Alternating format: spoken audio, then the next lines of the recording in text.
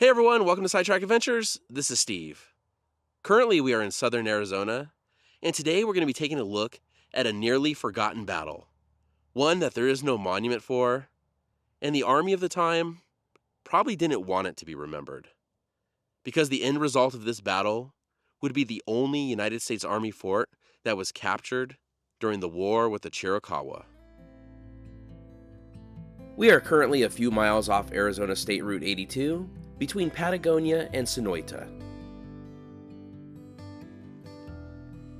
On February 17, 1865, two businessmen who were working as surveyors for the United States General Land Office, William Wrightson and Gilbert W. Hopkins, along with an unnamed Mexican assistant, were traveling through this area by mule.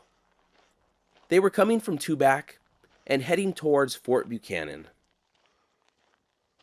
This was a dangerous time to be traveling through Arizona, as these men soon found out.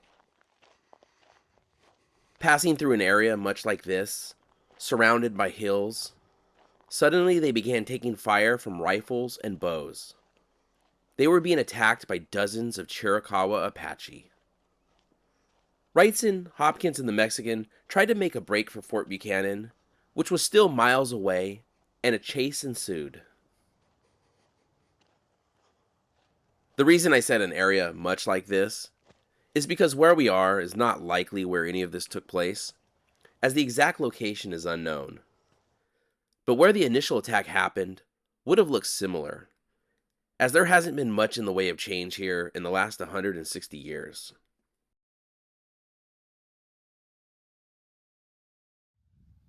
The reason we stopped here is because of the view of these mountains, but we'll get to them in just a few minutes.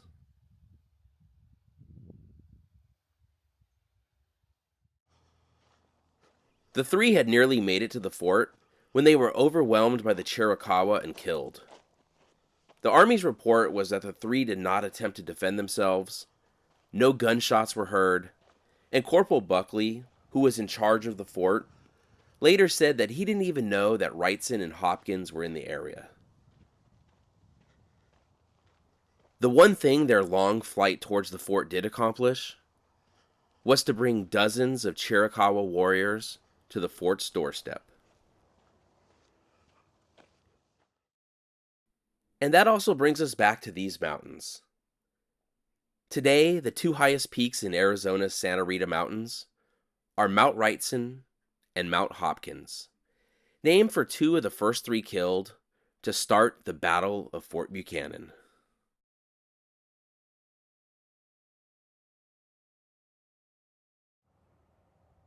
But now, let's head to where the fort was. At the beginning of 1865, not only was the American Civil War still going on, but the United States was at war with the Apache too.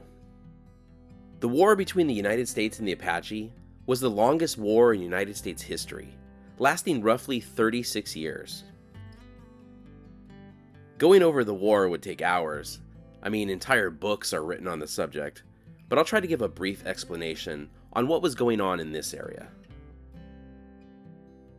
In 1861, American troops falsely accused Chiricahua Apache leader Cochise and his tribe of kidnapping a young boy during a raid not too far from here. This would become known as the Bascom Affair, and several American soldiers and members of Cochise's family would be killed as a result of it, sparking a conflict between the Chiricahua and the United States that would last over a decade. In 1865, despite a big defeat a few years earlier at the Battle of Apache Pass, Cochise's forces were still very formidable in the area, and raids were frequent.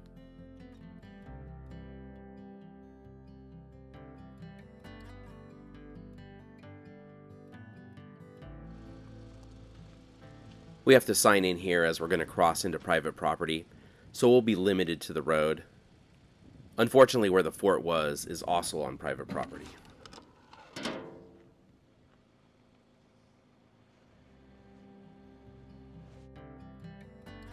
After the United States acquired what is now southern Arizona in the Gadsden Purchase in 1854, the military ordered a fort should be created centrally located between Fort Yuma and the Rio Grande Valley, in order to protect settlers and those traveling between Yuma and Mesilla. In November 1856, a temporary camp was set up at Calabasas, Arizona, located where Rio Rico is now.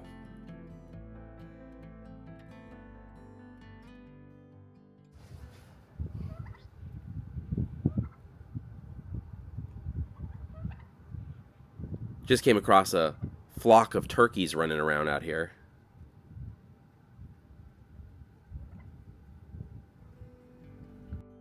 This was called Camp Moore, but it was only in existence for a few months.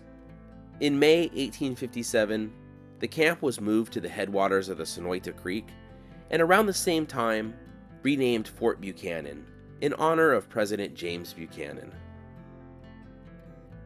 After it was built, because of the protection it offered, the fort was the center of commerce for the area.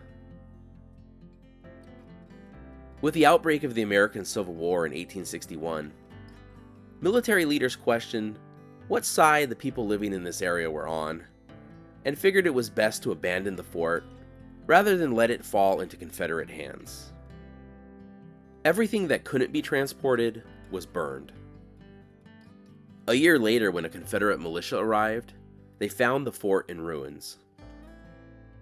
Later in 1862, the fort was reoccupied by troops of the California Column and would be manned on and off over the next several years. We've made it to where the fort was, and there's quite a few deer passing through. Nothing is left of the fort now.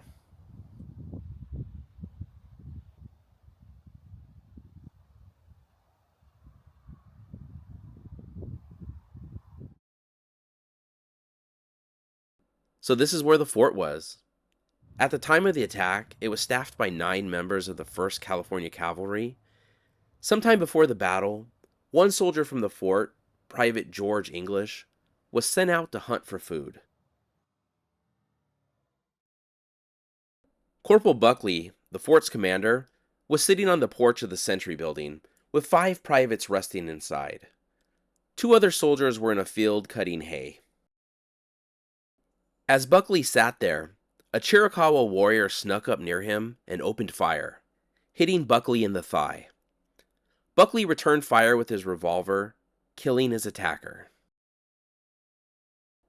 Buckley managed to crawl into the building, and the Americans took defensive positions, but the fort was already surrounded. They estimated that around 75 Apaches surrounded the fort. Eventually, the Apache set fire to the building, and the only chance for the soldiers to survive would be to retreat. But in order to do that, they would have to charge through the enemy and escape into the surrounding hills. Surrendering would have meant certain death, as the Apache were unlikely to take prisoners. As the roof of the building began to collapse, Buckley ordered the retreat, and the men charged through the attackers. The soldiers fired wildly, but made it through. The Chiricahua gave chase, but broke off once the soldiers reached the hills. With the soldiers' abandonment, Fort Buchanan became the only American military post conquered during the war against the Chiricahua.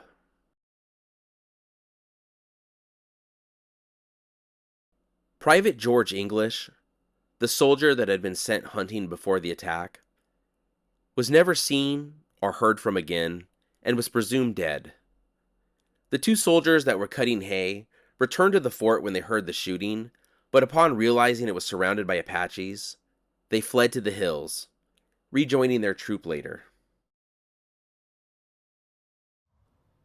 And despite some stories I've read, there's no evidence either way to whether Cochise was or wasn't here during the attack on the fort.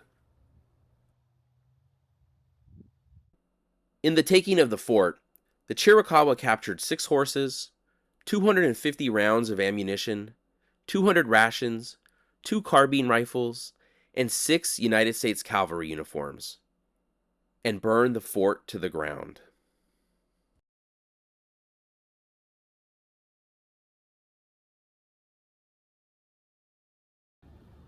Since this is private property, there's only so much that we could see, but I do want to check out one more place, so let's head about a mile up the road.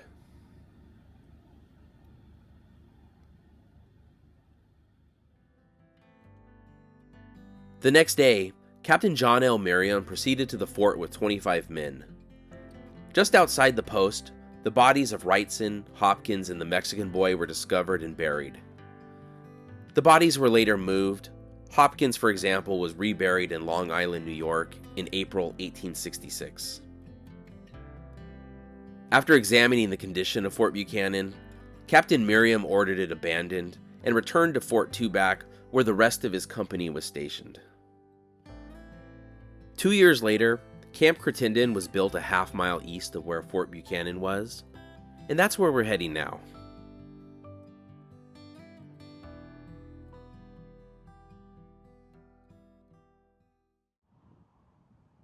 Unlike Fort Buchanan, there is a marker here for Camp Crittenden.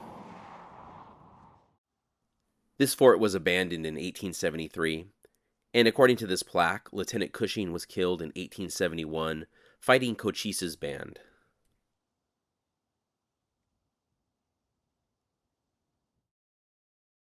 This site is also on private property, and like Fort Buchanan, there is really nothing left to see.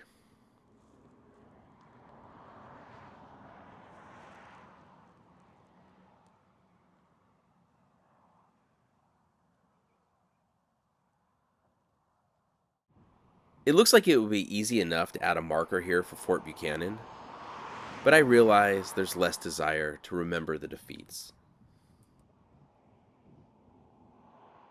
So that's our look at the Battle of Fort Buchanan. Thank you so much for watching. If you enjoyed the video, please give it a thumbs up, consider subscribing, and we'll see you next week.